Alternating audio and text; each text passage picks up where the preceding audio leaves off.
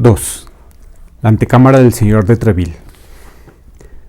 El señor de Truisville, como se llamaba aún su familia en Gascuña, o el señor de Treville, como había concluido por llamarse él mismo en París, había empezado realmente como D'Artagnan, es decir, sin tener un cuarto, pero con ese fondo de audacia, de espíritu y de entendimiento que hace que el más humilde hidalguillo gascón reciba con frecuencia bastante más en cuanto a esperanzas de la herencia paterna que lo que el más rico gentilhombre perigordino o del Berry recibe en realidad. Su bravura insolente, su buena suerte aún más insolente en un tiempo en que los golpes llovían como granizo, le habían izado en la cúspide de aquella difícil escala que se llama el favor de la corte, y cuyos peldaños había trepado de 4 en 4. Era amigo del rey, el cual honraba muchísimo, como todo el mundo sabe, la memoria de su padre Enrique IV. El padre del señor de Treville había servido tan fielmente a Enrique en sus guerras contra la Liga, que a falta de dinero contante y sonante, cosa que durante toda la vida le faltó al Bearnés, que pagó constantemente sus deudas con la única cosa que jamás tuvo necesidad de pedir a préstamo, es decir, con espíritu. Que a falta de dinero contante y sonante, decimos, le había autorizado, después de la rendición de París, a tomar por armas un león de oro rampante sobre gules con esta divisa: Fidelis et Fortis. Era mucho para el honor, pero algo mediocre para el bienestar. Así pues, cuando murió el ilustre compañero del gran Enrique, dejó por sola herencia a su hijo, su espada y su divisa. Gracias a ese doble don, y al nombre sin tache que lo acompañaba, el señor de Treville fue admitido en la casa del joven príncipe, donde sirvió tan bien con su espada y fue tan fiel a su divisa, que Luis XIII, una de las buenas hojas del reino, tenía la costumbre de decir que, si tuviese algún amigo que hubiera que batirse, le daría el consejo de tomar como segundo a él primeramente y a Treville después, y quizá incluso antes que a él mismo. Así pues, Luis XIII profesaba un afecto verdadero a Treville, afecto regio, afecto egoísta, es verdad, pero que no por eso dejaba de ser afecto. Y es que en realidad aquellos tiempos desgraciados se procuraba con empeño rodearse uno de gente del temple de Treville. Muchos podían tomar por divisa el epíteto de fuerte, que formaba la segunda parte de su lema, pero pocos gentiles hombres podían reclamar el epíteto de fiel, que formaba la primera parte. Treville era uno de esos últimos, era uno de esos raros individuos de inteligencia obediente como la de un dogo, de valor ciego, de ojo rápido, de mano pronta, a quien los ojos no le habían sido dados más que para ver si el rey estaba descontento de alguien, y las manos para golpear a ese alguien desagradable.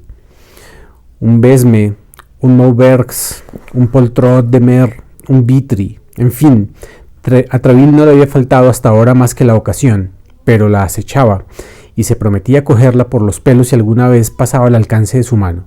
Así pues, Luis XIII hizo de Treville el capitán de sus mosqueteros, los cuales eran para Luis XIII, por su entrega, o más bien por su fanatismo, lo que sus 45 fueron para Enrique III, y lo que su guardia escocesa fue para Luis XI.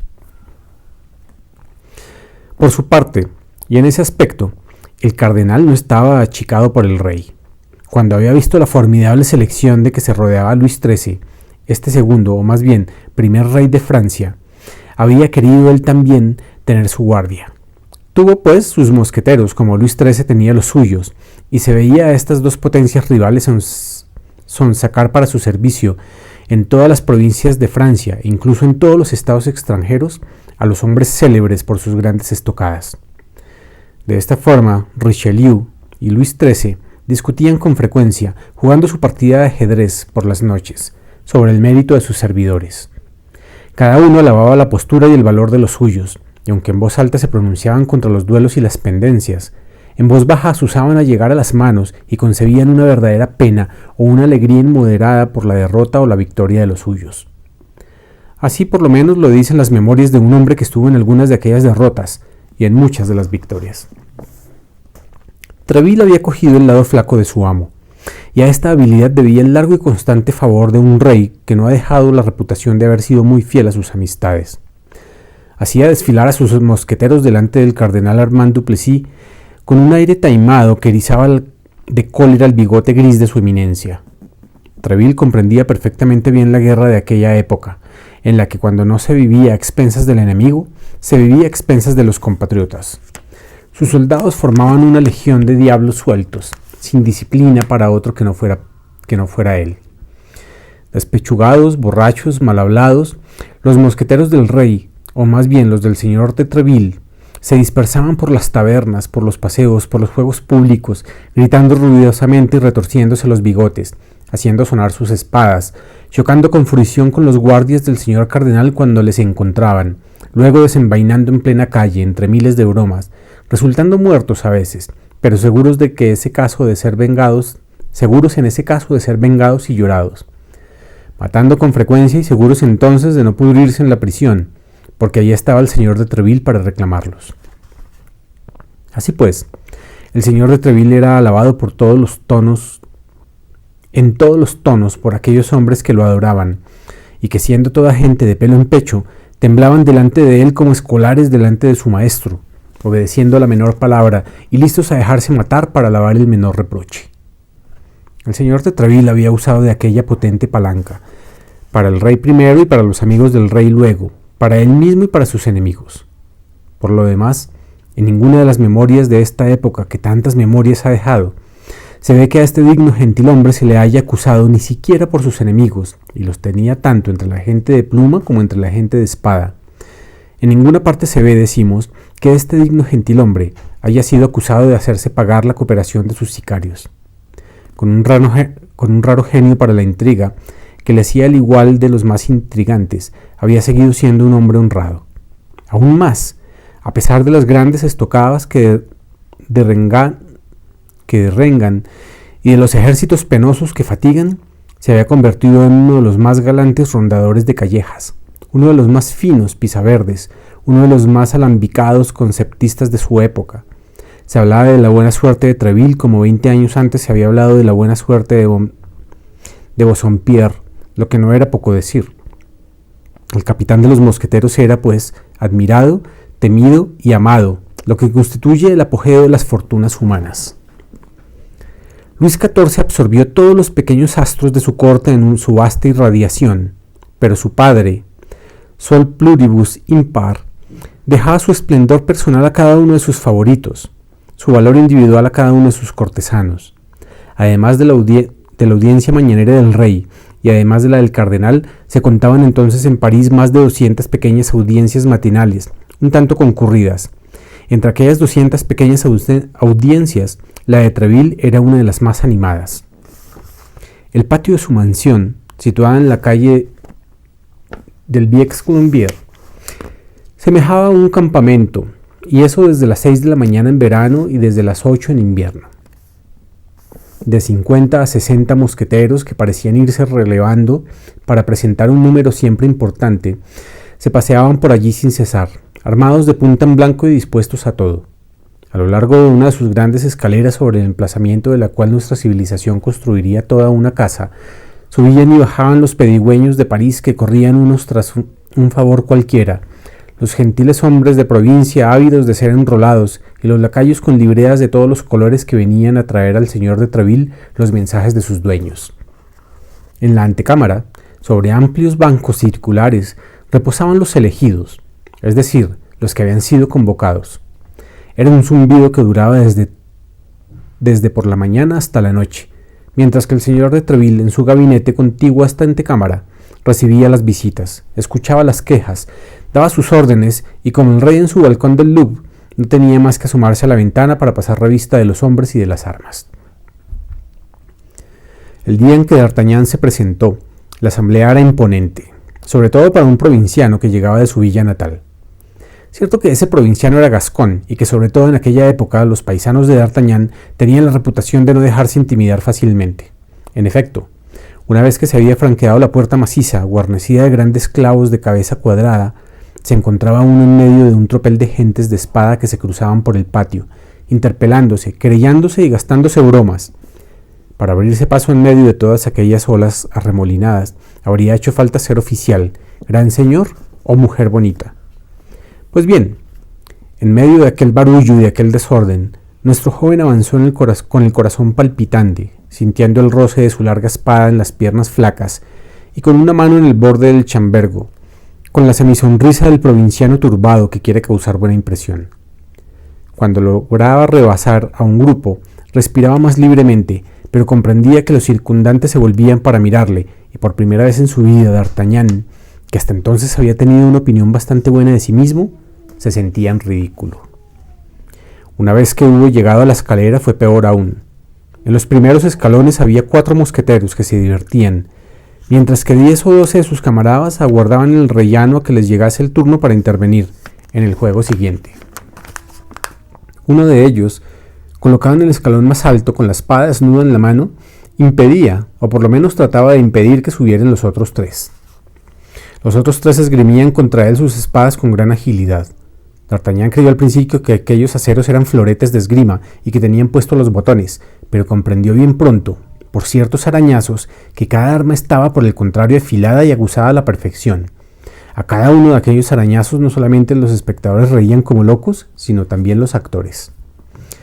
El que ocupaba en aquel momento el escalón superior mantenía maravillosamente a raya a sus adversarios. Se hacía un círculo en torno a ellos. Las condiciones convenidas exigían que a cada golpe el tocado abandonaría su puesto, perdiendo su turno para la audiencia.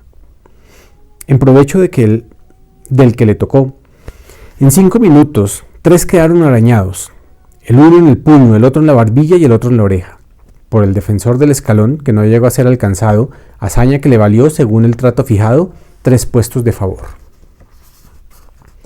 Por poco asombradizo que fuera, o que quisiera ser, nuestro joven viajero aquel pasatiempo no dejó de admirarle. Había visto en su Provencia, aquella tierra donde, sin embargo, no caldeaban tan pronto las cabezas, emplear más preliminares para los duelos, y la gasconada de aquellos cuatro tiradores le pareció la más fuerte de las que había oído hasta ahora, incluso en Gascuña. Se creyó transportado a aquel famoso país de los gigantes donde Gulliver fue años más tarde y tuvo tanto miedo, y sin embargo todavía no había llegado al final. Le quedaban el rellano y la antecámara. En el rellano no había nadie batiéndose, se contaban historias de mujeres y en la antecámara historias de la corte. En el rellano D'Artagnan se ruborizó, en la antecámara se estremeció. Su imaginación despierta y vagabunda, que en Gascuña le hacía temible a las criadas jóvenes y a veces incluso a las señoritas, no había soñado nunca, ni siquiera en sus momentos de delirio, con la mitad de aquellas maravillas amorosas, ni con la 4ª parte de aquellas proezas galantes, realzadas por los nombres más conocidos y los detalles menos velados. Pero si su amor a las buenas costumbres recibió un choque en el rellano, su respeto hacia el cardenal resultó escandalizado en la antecámara. Allí, con gran asombro por su parte, D'Artagnan oía criticar a voz en grito la política que hacía temblar a Europa y la vida privada del cardenal, que había costado ya crueles castigos a altos y poderosos señores que habían intentado profundizar en ella. Aquel gran hombre, reverenciado por el señor D'Artagnan padre, servía de chacota a los mosqueteros del señor de Treville, que se burlaban de sus piernas encanijadas y de su espalda con joroba. Algunos cantaban letrillas sobre la señora de Anguilón, su amante, y sobre la señora de Combalet, su sobrina, mientras otros referían sus empresas contra los pajes y los guardias del cardenal duque, cosas todas que parecían a D'Artagnan imposibilidades monstruosas. Pero cuando el nombre del rey intervenía repentinamente, a veces en medio de todas aquellas chanzas cardenalicias, una especie de mordaza calafateaba por un momento todas aquellas bocas burlonas. Se miraban con titubeos alrededor y parecía temerse la indiscreción del tabique del gabinete del señor de Treville. Pero bien pronto una alusión volvía a encauzar la charla hacia su eminencia, y entonces las improvisaciones alcanzaban su mayor brillo, y la luz era llevada sobre cada una de las acciones del cardenal. Desde luego esta gente irá toda a la Bastilla y será ahorcada, pensó D'Artagnan con terror, y yo, sin duda alguna, tendré que ir con ellos, puesto que desde el momento en que los he escuchado y he prestado atención, puedo ser considerado como cómplice. ¿Qué diría mi señor padre, que con tanta insistencia me recomendó que respetase al cardenal, si me supiese en compañía de semejantes paganos? De esta forma, como se supone sin necesidad de que yo lo diga, D'Artagnan no se atrevía a mezclarse en la conversación. Únicamente miraba con los ojos abiertos de par en par, escuchando con los oídos bien aguzados, tendiendo ávidamente sus 5 sentidos para no perderse nada, y a pesar de su confianza en las recomendaciones paternas, se sentía halagado de sus gustos y arrastrado por un instinto a alabar más bien que censurar las cosas insólitas que allí sucedían. Pero como resultaba absolutamente distinto dentro de la multitud de cortesanos del señor de Treville, y como era la primera vez que lo veían en semejante lugar, acudieron a preguntarle qué deseaba.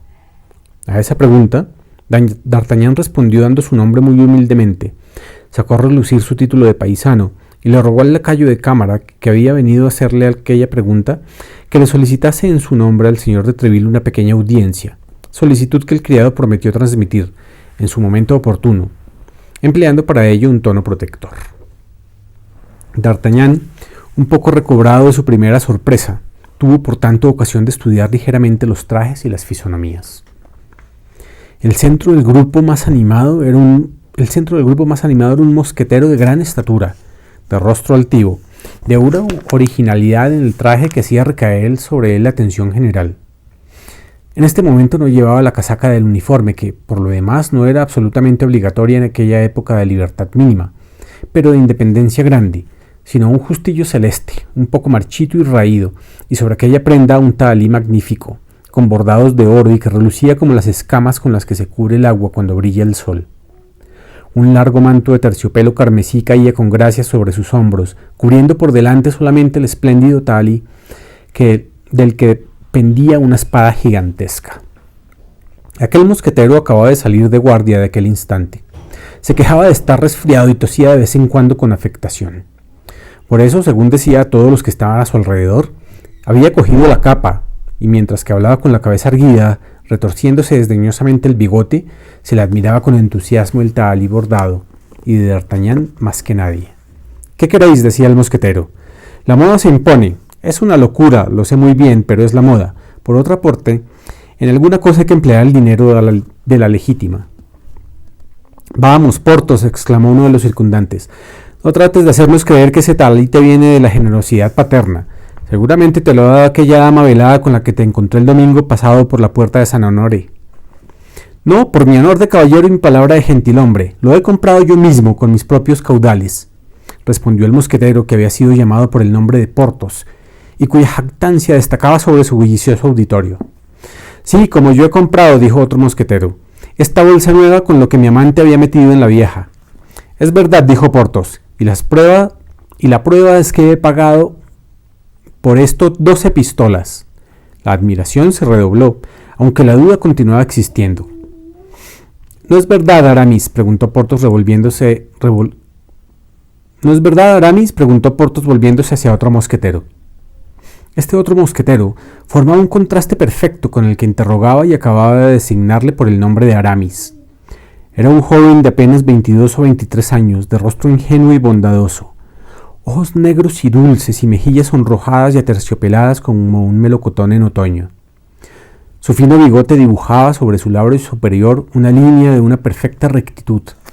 Sus manos parecían temer bajarse por miedo a que sus venas se le hincharan, y de vez en cuando se pellizcaban el borde de las orejas para mantenerlas en un encarnado tierno y transparente. Habitualmente hablaba poco y despacio. Saludaba mucho. Reía sin ruido mostrando sus dientes, que eran muy bonitos, y de los que, como el resto de su persona, parecía cuidarse con el mayor esmero. Respondió con un signo afirmativo de cabeza a la interpelación de su amigo. Aquella afirmación pareció haber disipado todas las dudas con respecto al tahalí. Se continuó pues admirándolo, pero sin volver a hablar de él, y por uno de esos giros rápidos del pensamiento la conversación pasó de pronto a un tema distinto. «¿Qué pensáis vosotros de eso que cuenta el escudero de Chalais?», preguntó otro mosquetero, sin interpelar directamente a nadie, más al contrario dirigiéndose a todo el mundo. «¿Y qué es lo que cuenta?», preguntó Porthos con tono de suficiencia. «Cuenta que ha encontrado en Bruselas a Rochefort, el alma maldita del cardenal disfrazado de capuchino. Ese endiablado Rochefort, gracias al tal disfraz, se le había pegado al señor de la Higues como tonto que es». «Como un verdadero tonto», dijo Porthos. «Pero, ¿es que la cosa es cierta?». «Yo la sé por Aramis», replicó el mosquetero. «¿De verdad?». «También vos lo sabéis, Porthos», dijo Aramis. «Os lo conté ayer mismo. No hablamos más que de esto». «No hablamos más que de esto, es todo lo que se os ocurre decir», protestó Porthos. «¿No hablamos más que de esto?». «Re-10, de manera más rápida tenéis que acabar las cosas». «¿Cómo? El cardenal hace espiar a un gentilhombre, hace que su correspondencia le sea robada por un traidor, un bergante, un canalla, Hace con ayuda de ese espía y gracias a esta correspondencia que se le corte la cabeza a Chalais bajo un pretexto estúpido de que ha querido matar al rey y casar a Monsieur con la reina. Nadie sabía una palabra de semejante enigma. Nos lo decís ayer para gran satisfacción nuestra, y cuando todavía estamos todos turulatos por la noticia, venís y nos decís ahora, ¿no hablamos más de esto? Bueno, pues hablemos de eso, puesto que así lo deseáis, replicó Aramis con paciencia. Ese Rochefort, exclamó Porthos, si yo fuera el escudero del pobre Chalais, iba a pasar conmigo un mal momento. Y vos, por vuestra parte, pasarías un mal cuarto de hora con el Duque Rojo, dijo Aramis. Ah, el Duque Rojo, bravo, bravo el Duque Rojo, respondió Porthos aplaudiendo con las manos y aprobando con la cabeza. Eso del Duque Rojo es encantador. Haré correr con vuestra frase, querido, estad tranquilo. Tiene ingenio este Aramis. Qué desgracia que no hayáis podido seguir vuestra vocación. Habrías sido un abad delicioso, mi querido amigo. No es más que un retraso momentáneo, replicó Aramis. Un día lo seré. Vos sabéis muy bien, Porthos, que continúo estudiando teología para eso. Lo hará tal como dice, replicó Porthos. Lo hará tarde o temprano. Temprano, dijo Aramis. No aguarda más que una cosa para volver a tomar la sotana, que tiene colgada detrás del uniforme, dijo un mosquetero. ¿Y qué es esa cosa la que guarda?, preguntó otro. Aguarda que la reina le haya dado un heredero a la corona de Francia. No bromeemos con esto, señores, dijo Porthos. Gracias a Dios, la reina está todavía en edad de poder darlo. Se dice que el señor de Buckingham está en Francia, dejó caer Aramis con una sonrisa socarrona que daba a aquella frase tan simple en apariencia una significación pasablemente escandalosa. Aramis, amigo mío, esta vez os habéis equivocado, interrumpió Porthos, y vuestra manía de hacer frases os ha hecho pasar de la raya. Si el señor de Treville os oyese, os arrepentiríais de haber hablado así. ¿Es que vais vos a darme lecciones, Porthos?, preguntó Aramis, con los ojos del cual se vio pasar algo así como un relámpago. Querido, sed mosquetero o abad, ser una cosa u otra, pero no las dos, dijo Porthos.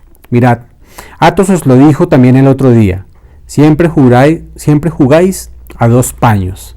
Ah, no nos enfademos, os lo ruego, sería inútil. Sabéis muy bien lo que está convenido entre vos, Athos y yo. Vais a ir a casa de la señora Anguillón y la haces la corte. Vas a casa de la señora de Boissy y la prima de la señora de Chauvery y pasáis por estar muy adelantado en los favores de esa dama. Oh, Dios mío, no confesáis vuestra dicha. No se os pide vuestro secreto, se conoce vuestra discreción. Pero puesto que poseéis esa virtud, ¿qué diablo? Haced uso de ella respecto a su majestad. Que se ocupe quien quiera y como quiera del rey y del cardenal, pero la reina es sagrada, y si se habla de ella, que sea para bien. Porthos, sois pretencioso como Narciso, os lo prevengo, respondió Aramis. Sabéis que odio los sermones, excepto cuando los pronuncia Athos. En cuanto a vos, querido, tenéis un tal ahí demasiado magnífico para estar fuerte en ese aspecto. Seré abad si me conviene, mientras tanto soy mosquetero como tal, digo lo que me viene en gana, y en este momento me viene en gana deciros que me fastidiáis. Aramis, Porthos. Vamos, señores, se giró en torno a ellos. El señor de Treville aguarda al señor d'Artagnan, interrumpió el lacayo, abriendo la puerta del gabinete. A este anuncio, durante el cual la puerta permaneció entrecerrada, se cayó todo el mundo, y en medio del silencio general, el joven gascón atravesó la antecámara en una parte de su longitud, y entró en la estancia del capitán de los mosqueteros, felicitándose en todo su corazón por escapar tan oportunamente del final de aquella extraña querella. 3. La audiencia. El señor de Treville estaba en ese momento de muy mal humor. Sin embargo, saludó cortésmente al joven, que hizo una profunda inclinación, y le sonrió al escuchar su presentación, cuyo acento bearnés le recordaba a la par de su juventud y su patria chica, doble recuerdo que hace sonreír al hombre en todas las edades. Pero, acercándose casi inmediatamente a la antecámara y haciéndole a D'Artagnan un signo con la mano, como para pedirle permiso a fin de acabar con los otros antes de empezar con él, llamó 3 veces, aumentando la voz a cada llamada, de suerte que recorrió todos los tonos existentes entre el acento imperativo y el acento irritado. ¡Athos! ¡Porthos! ¡Aramis! Los 2 mosqueteros con los que ya hemos trabado conocimiento y que respondían a los 2 últimos de estos 3 nombres, abandonaron inmediatamente los grupos en los que formaban parte y avanzaron hacia el gabinete, cuya puerta se cerró tras ellos después que hubieron franqueado el umbral. Su solicitud, aunque no pareciera del todo tranquila, excitó sin embargo, por su desenvoltura, a la vez llena de dignidad y de sumisión, la admiración de D'Artagnan, que veía en aquellos hombres semidioses, y en el jefe de ambos a un Júpiter olímpico armado con todos sus rayos. Cuando los dos mosqueteros hubieron entrado, cuando la puerta se cerró tras ellos, cuando el murmullo zumbador de la antecámara, al cual el llamamiento recién hecho acababa sin duda de dar un nuevo aliciente, hubo recomenzado, cuando, en fin, el señor de Treville hubo dado 2 o 3 o 4 zancadas silencioso y con las cejas fruncidas a todo lo largo de su gabinete, pensando cada vez delante de Porthos y de Aramis, rígidos y mudos como en una revista, se detuvo repentinamente frente a ellos y cubriéndolos de pies a cabeza con una mirada irritada dijo: ¿Sabéis lo que me ha dicho el rey? Y no más tarde de ayer anoche. ¿Lo sabéis, señores? No, respondieron después de un instante de silencio los dos mosqueteros. No, señor, lo ignoramos. Pero espero que nos haréis el honor de decírnoslo, agregó Aramis en el tono más educado y la más graciosa reverencia. Me ha dicho que de ahora en adelante reclutará a sus mosqueteros entre las guardias del señor cardenal. ¿Entre los guardias del señor cardenal? ¿Y por qué eso?, preguntó obviamente Porthos. Porque está viendo que su aguapié necesita ser reforzado con una mezcla de buen vino. Los dos mosqueteros se enrojecieron hasta el blanco de los ojos. D'Artagnan no sabía dónde meterse y habría preferido que se lo tragase la tierra. Sí, continuó el señor de Treville animándose. Y su majestad tenía razón, puesto que fe mía, es cierto que los mosqueteros hacen un triste papel en la corte. El señor cardenal contaba ayer, jugando con el rey, con un aire de conmiseración que me desagrada terriblemente, que anteayer esos condenados mosqueteros, esos diablos sueltos, recalcando aquellas palabras con un acento irónico que me desagradaba todavía más, esos perdonavidas, añadía mirándome con sus ojos de gato tigre, se habían demorado en una taberna de la calle Ferú y una ronda de sus guardias. Creí que me iba a echar a reír en las narices. Se había visto obligada a detener a los perturbadores. Pardiez, debéis saber algo de esto. Detened a mosqueteros. Fuisteis vosotros mismos, no os defendáis, os he reconocido y el cardenal os ha nombrado. He ahí mi falta, puesto que soy yo quien elijo a mis hombres. Veamos, vos, Aramis, ¿por qué diablos me habéis solicitado la casaca cuando debíais de estar también bajo la sotana? Veamos vos, Porthos, ¿por qué tenéis tan hermoso tahalí de oro más que para colgar de él una espada de paja? Y Athos, no veo a Athos, ¿dónde está? Señor, respondió tristemente Aramis, está enfermo, muy enfermo. ¿Enfermo? ¿Muy enfermo decís? ¿Y de qué enfermedad? Se teme que sean las viruelas locas, señor, respondió Porthos queriendo mezclarse a su vez en la conversación, cosa que sería muy molesta porque desde luego le echaría a perder la cara. ¿Viruelas locas? He ahí una gloriosa historia que me contáis, Porthos, la enfermedad de las viruelas locas a su edad. Pero no puede ser, sin duda está herido, muerto quizá. Ah, si yo lo supiese, por los clavos de Cristo. Señores mosqueteros, yo no quiero que se frecuenten los malos lugares, que se busque querella en la calle y que se tire de la espada en las esquinas. No quiero tampoco que se tome a broma a los guardias del señor cardenal, que son gente buena, tranquila, hombres hábiles que no se conducen nunca de forma que tengan que detenerlos, y que además no se dejarían detener, estoy seguro. Preferirían morir en el sitio antes de quedar un paso atrás. ¿Salvarse? ¿Poner pies en polvorosa? ¿Huir? Eso es cosa que queda para los mosqueteros del rey. Porthos y Aramis temblaban de rabia. Con mucho gusto habrían estrangulado al señor de Treville si en el fondo de todo aquello no hubiera comprendido que era el gran amor que les tenía lo que le hacía hablar así. Golpeaban la alfombra con los pies, se mordían los labios hasta hacerse sangre y apretaban todas sus fuerzas la guarda de sus espadas. Fuera se había oído llamar, como ya hemos dicho, a Athos, a Porthos y a Aramis, y se había adivinado por el acento de la voz del señor de Treville, que estaba sumamente encolerizado. 10 cabezas curiosas se habían apoyado sobre la tapicería y palidecían de furor, puesto que sus orejas pegadas a la puerta no perdían una sílaba de lo que estaba diciendo, mientras que sus bocas repetían las palabras insultantes del capitán, a medida que éste las iba pronunciando a todos los ocupantes de la antecámara. En pocos momentos, desde la puerta del gabinete hasta la puerta de la calle, toda la casa se puso en ebullición. ¡Ah, los mosqueteros del rey! Y se hacen detener por los guardias del señor cardenal, continuó el señor de Treville, tan furioso en su fuero interno como sus soldados. pero refrenando sus palabras y hundiéndolas una a una, por así decirlo, como otros tantos golpes de estilete en el pecho de sus oyentes. ¡Ajá! 6 guardias de su eminencia detienen a 6 mosqueteros de su majestad. ¡Pardiez! Ya sé lo que tengo que hacer. Me dirigiré al Louvre, presentaré mi dimisión de capitán de los mosqueteros del rey y solicitaré un puesto de teniente en los guardias del cardenal. Y si no me admite, entonces me hago abad. A estas palabras, el murmullo del exterior se convirtió en una explosión. Por doquier no se oían sino juramentos y blasfemias. Los tacos y las maldiciones se cruzaban en el aire. D'Artagnan buscaba un tapiz tras el cual ocultarse, y a la vez sentía ansias desmesuradas de acurrucarse debajo de la mesa. Pues bien, sabedlo, capitán, intentó levantarse 2 veces, y las 2 veces se cayó. Sin embargo, no nos rendimos, se nos arrastró a viva fuerza. Por el camino nos escapamos. En cuanto a Athos, le cayeron muerto y le dejaron tranquilamente en el campo de batalla, pensando que no valía la pena de transportarlo. Esa es toda la historia. ¿Qué diablo, capitán? No se ganan todas las batallas. El gran Pompeyo perdió la de Farsalia, y el rey Francisco I, que por lo que he oído decir era otro Pompeyo, perdió sin embargo la de Pavia.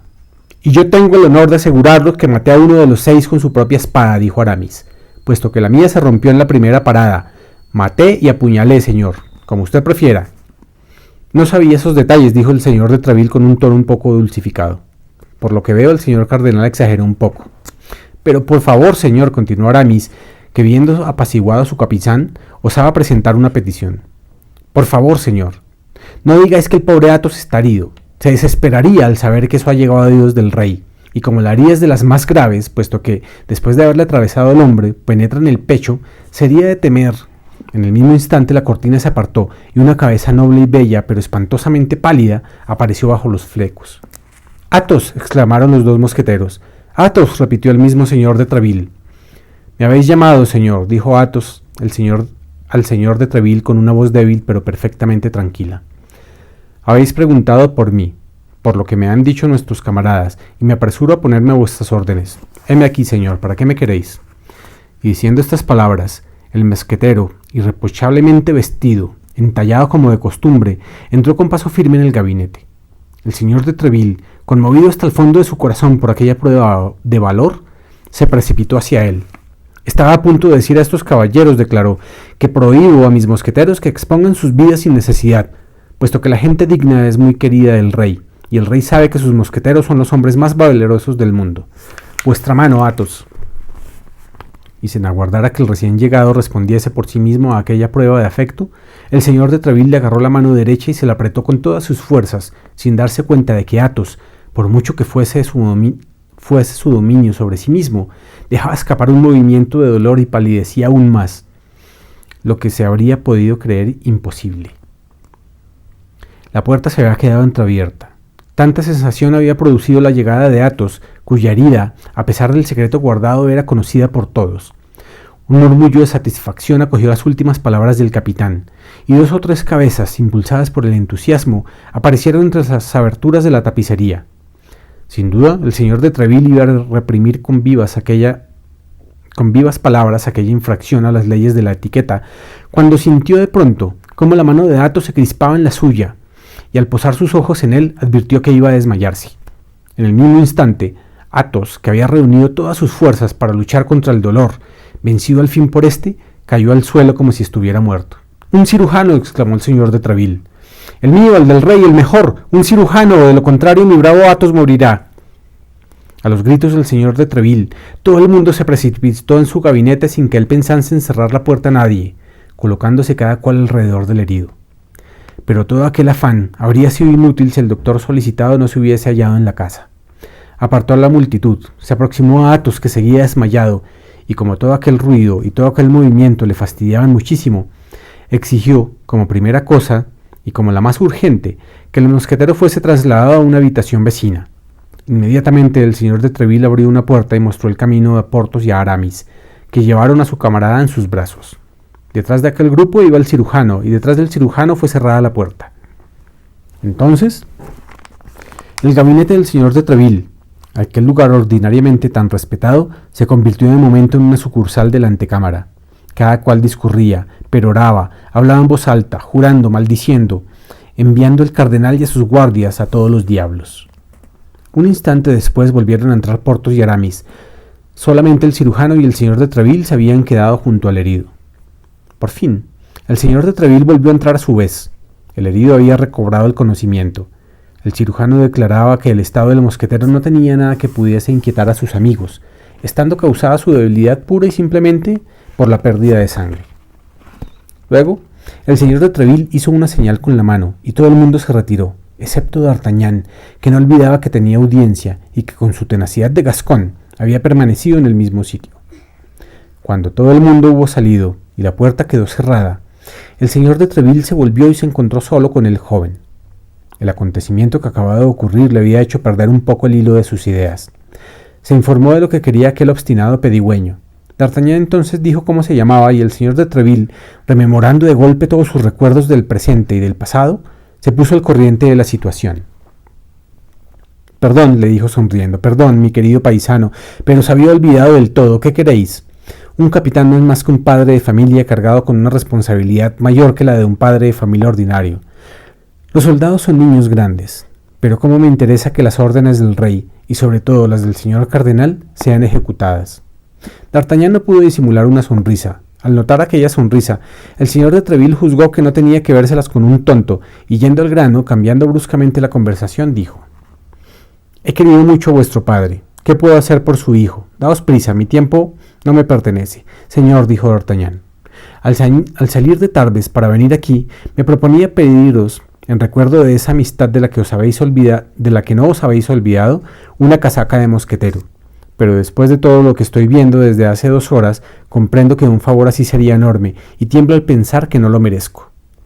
«Es un favor, en efecto, joven», respondió el señor de Treville, «pero no tan por encima de vuestras fuerzas como lo creéis o aparentáis creer. Sin embargo, una decisión de su majestad ha previsto este caso, y os anuncio con sentimiento que no se admite como mosquetero a nadie antes de que haya hecho la prueba previa de algunas campañas, ciertas acciones brillantes o un servicio de 2 años en algún otro regimiento menos favorecido como el nuestro». D'Artagnan se inclinó sin responder nada. Se sentía aún más deseoso de embutirse en el uniforme de mosquetero desde el momento en que había tan grandes dificultades para conseguirlo. «Pero», continuó Treville, fijando sobre su paisano una mirada tan penetrante que se hubiera dicho que quería leer hasta el fondo de su corazón, «pero, en favor de vuestro padre, mi antiguo compañero, como ya os lo he dicho, quiero hacer alguna cosa por vos, joven. Nuestros segundones del Béarn no son por lo común muy ricos, y dudo que las cosas hayan cambiado mucho desde mi alejamiento de la provincia. Por tanto, no debéis de tener demasiado para vivir con el dinero que os hayáis traído».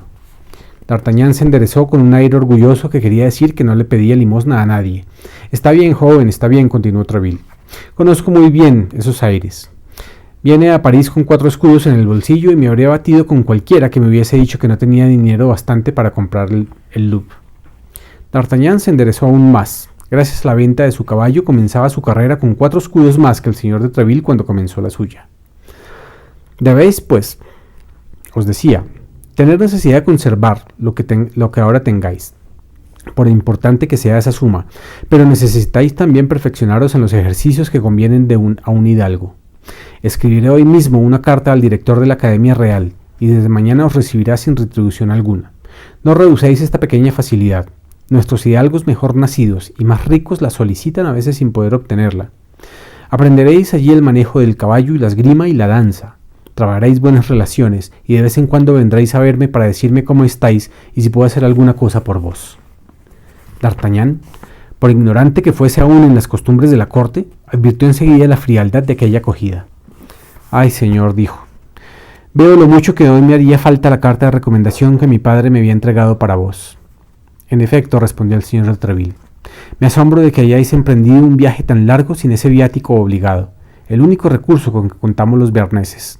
«Lo tenía, señor, y a Dios gracias en debida forma», exclamó D'Artagnan, «pero me lo han robado pérfidamente».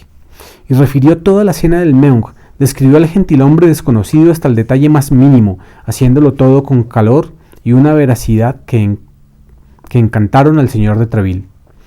«Es una cosa rara», dijo este último meditando.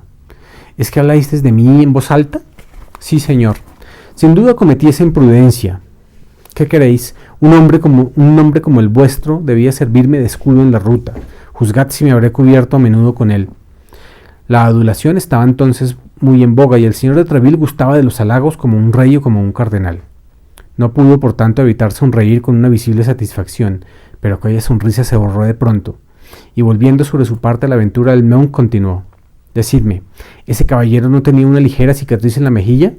Sí, como la que haría el rasguño de una bala. ¿No era ese hombre de buena presencia? Sí. ¿De alta estatura? Sí. ¿De tez pálida y de cabello negro? Sí, así es. Pero, ¿cómo es que vos conocéis a ese hombre, señor? Ah, si le encuentro alguna vez, y estoy seguro de que lo encontraré, os lo juro, aunque sea en el infierno, aguardaba a una mujer, insistió Treville. Por lo menos partió después de haber hablado un instante con aquella a la que aguardaba. ¿No sabéis cuál fue el tema de su conversación? Le entregó una carta, le entregó una caja, le dijo que esa caja contenía sus instrucciones y le recomendó que no la abriese hasta llegar a Londres. ¿Era inglesa esa mujer? Él la llamaba Milady. Es él, murmuró Treville, es él. Yo lo creía aún en Bruselas. Oh, señor, si sabéis quién es ese hombre, exclamó D'Artagnan, indicadme quién es y de dónde es, y os relevo de todo, incluso de vuestra promesa de hacerme entrar en los mosqueteros, ya que antes que nada quiero vengarme.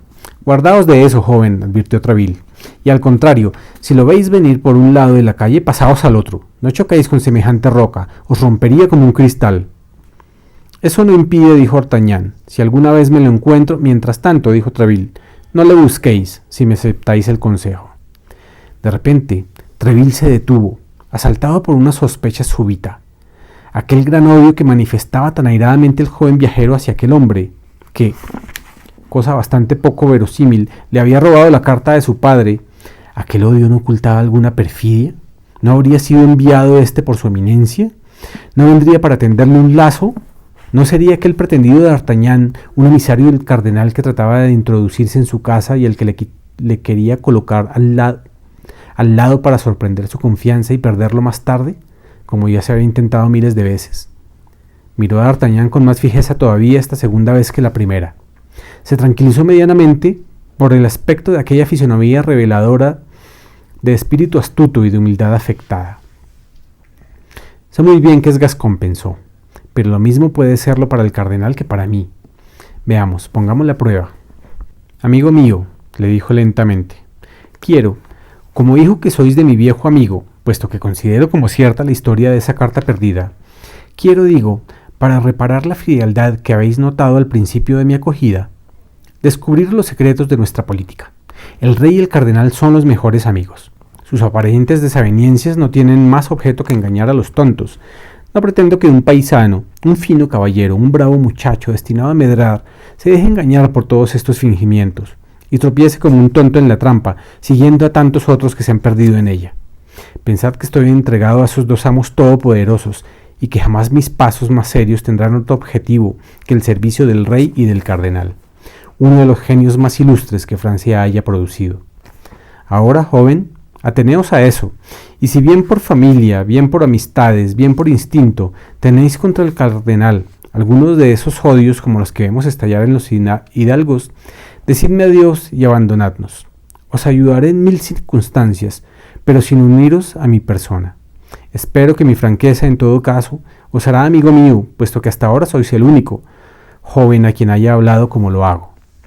Treville se decía para sí, si el cardenal me ha mandado a este joven zorro, no habrá dejado desde luego él, que sabe hasta qué punto le detesto, de decir a su espía que el mejor medio de hacerme la corte es contarme atrocidades de él. Por lo tanto, a pesar de mis protestas, el astuto compadre va a responderme seguramente que su eminencia le causa horror. Sucedió todo lo contrario de lo que esperaba Treville. D'Artagnan respondió con mayor sencillez. Señor, llego a París con intenciones del todo análogas. Mi padre me ha recomendado que no me someta a más dictados que los del rey, del señor cardenal y de vos mismo, a quienes considera los 3 primeros de Francia. Se advertirá que D'Artagnan agregaba a estos otros 2 al señor de Treville, pero pensaba que aquella añadidura no debía estropear nada. Siento, pues, la mayor veneración por el señor cardenal, continuó, y el más profundo respeto por sus actos. Tanto mejor para mí, señor, que me habláis como decís con franqueza, porque entonces me haréis el honor de estimar esta analogía de gustos. Pero si es que habéis sentido alguna desconfianza, Bien natural, por otra parte, comprendo que me pierdo al decir la verdad, pero tanto peor para mí. El caso es que vos no dejaréis de apreciarme, y eso es lo que más me interesa en el mundo. El señor de Treville se quedó extraordinariamente sorprendido. Tanta penetración y tanta franqueza no pudieron menos de admirarle, pero sus dudas no desaparecían del todo. Cuanto más superior se mostraba el joven de los demás, tanto más de temer era si llevaba malas intenciones. Sin embargo, le estrechó la mano a D'Artagnan y le dijo: «Sois un joven honrado, pero de momento no puedo hacer más de lo que os he ofrecido hace poco. Mi casa estará siempre abierta para vos. Más adelante, pudiendo verme a todas horas y por consiguiente aprovechar todas las ocasiones, obtendréis probablemente lo que deseáis conseguir con tanto anhelo. Es decir, señor, repuso D'Artagnan, que esperáis que me haga digno de esto. Pues bien, está tranquilo, agregó con la familiaridad del gascón. No tendréis que guardar mucho tiempo». Y saludó para retirarse como si lo demás corriese de su cuenta. «Pero esperad un momento», dijo el señor de Treville deteniéndole. «Os he prometido una carta para el director de la academia. ¿Tan orgullosos sois que no queréis aceptarla, mi joven hidalgo?» «No, señor», dijo D'Artagnan. «Os prometo que con esta no pasará como con la otra. La guardaré con tanto cuidado que llegará, os lo juro, a su destino. Y ay de aquel que trate de quitármela». El señor de Treville sonrió al escuchar aquella fanfarronada, y dejando a su joven paisano junto al hueco de la ventana donde se encontraban y donde habían hablado juntos, fue a sentarse a la mesa y se puso a escribir la prometida carta de recomendación. Durante aquel tiempo, D'Artagnan, que no tenía nada mejor que hacer, se puso a tamborilear una marcha contra los vidrios, mirando a los mosqueteros que se iban unos detrás de otros, siguiéndolos con la mirada hasta que desaparecían al revolver la calle. El señor de Treville, después de haber escrito la carta, la selló y levantándose se aproximó al joven para dársela. Pero en el momento mismo en que D'Artagnan extendía la mano para recibirla, el señor de Treville se asombró al ver cómo su protegido daba un brinco, enrojecía de cólera y se lanzaba fuera de la habitación gritando: «¡Ah, pardiez! ¡Esta vez no se me escapará!». «¿A quién os referís?», preguntó el señor de Treville. «A él, al que me la robó», respondió D'Artagnan. «Ah, traidor! Y desapareció». «Maldito loco», murmuró el señor de Treville. «A menos», agregó, «que no sea una manera hábil de escabullirse, viendo que ha fallado el golpe».